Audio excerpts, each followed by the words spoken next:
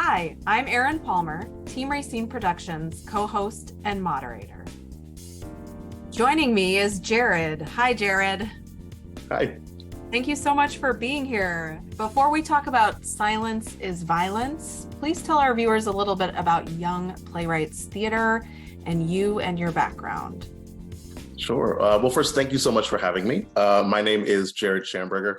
My pronouns are he, him, his, and I am the education director at Young Playwrights Theater. YPT is a 28 years old arts education organization based in Washington, D.C. And our mission is to help empower young people to find the power of their own voices. We believe that young people are inherently brilliant, and we exist to share that brilliance with the world. So that's what we do. I really love that. Can you tell me a little bit about yourself and how you got involved with the theater? Sure. Oh, with the theater. That goes way, way back. But I started with YPT about 6.5 years ago. I came in to work on the educational programming side of the organization. So I was sort of arranging school partnerships and overseeing some of our community partnerships and just writing curriculum and teaching programs to young people, and then became the education director about 5 years ago at this point. And so, yeah, so now my job is to oversee all of our educational programming that we do in schools and with community-based organizations and all kinds of folks. It's really cool. I love hearing what you have to say about empowering young people who really are often looked down on or treated like they don't matter. And it's such an important message. Please tell us a little bit of the history of Silence is Violence and how this year's theme was decided. Sure, yeah. So Silence is Violence is a performance series that we've been doing at YPT for 7 years now. It was originally created by our artistic director, Farrah Lawal Harris. And the first Silence is Violence was really sort of a rapid response program dealing with police brutality. And ever since then, we've had various themes every year for Silence is Violence. So we've touched on police brutality, we've touched on immigration, we've done celebrating LGBTQ plus culture, we've done environmental justice, all sorts of things. And so this year, our theme is New Normal. And we came to that theme because we are 3 years into this global pandemic, and this is our first in-person performance since before the pandemic. And so we really wanted to touch on that. We thought it was important that our first sort of foray back into in-person performances, that we really touch on why we haven't been in person for the last 3 years. And it's because of course, the global pandemic and this new normal that we are all now living in. So the themes of the show touch on sort of where people are now 3 years into the pandemic, but also some visioning and imagining on where people think they'll be and certainly where they hope that they will be 3 years into the future. It's really great and somewhat heavy topics. So can you talk about the creative process for the students, how you and your colleagues work with them, how you talk to them about things that are so serious and so important?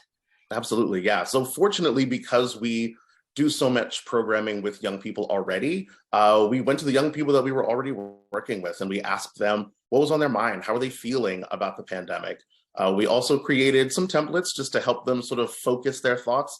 Asking people, what are your thoughts about the pandemic is a really big question, and you can get a lot of information that way. So we created some templates for poems, for letters, for monologues that young people could use to sort of channel their thoughts into how they felt about it. And we identified a number of school and youth partners to help with that, but we also did a public call. So we asked people who were not students, who were from all walks of life in the community, to submit their own thoughts and feelings and aspirations for the world to us. And so the script that we have now is a mix of young people and adults, people who are really here in the DC area, but also from around the country. Some of our staff also contributed work. So it really is a great tapestry of the YPT community at large. It's just so impressive. And the concept of working in feedback and external ideas from different people and different groups, it must give you just a really fascinating end product. Absolutely, yeah. This is your first in-person performance since the pandemic, Mhm. which is notable and must have presented its own challenges and nuances.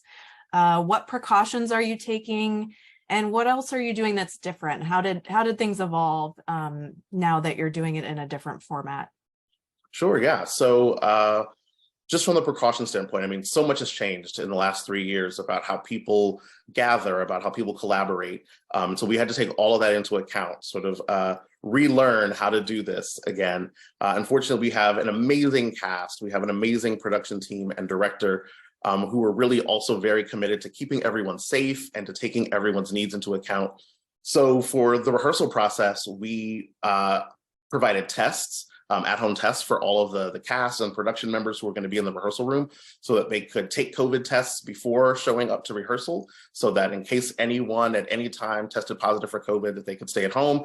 Plus, we made arrangements so that if we needed to do rehearsals via Zoom or something, that we could do that, so that cast members and production team members who may have tested positive weren't just completely removed from the process and couldn't participate at all. They could still contribute in that way. For the performance itself, we're asking people, of course, that if they know that they are positive for COVID, to maybe not attend in person. But we also have a live stream, so people can still watch the show live through a live stream online. We really wanted to make this as accessible as possible. Also, for people who are attending in person, we're asking them to wear face masks. People who don't sort of arrive together or aren't in the same party, we're asking them to keep a few seats of distance between them and other parties. So we're really taking as much precaution as we can to keep everyone safe and to keep the performance as accessible as possible to everyone.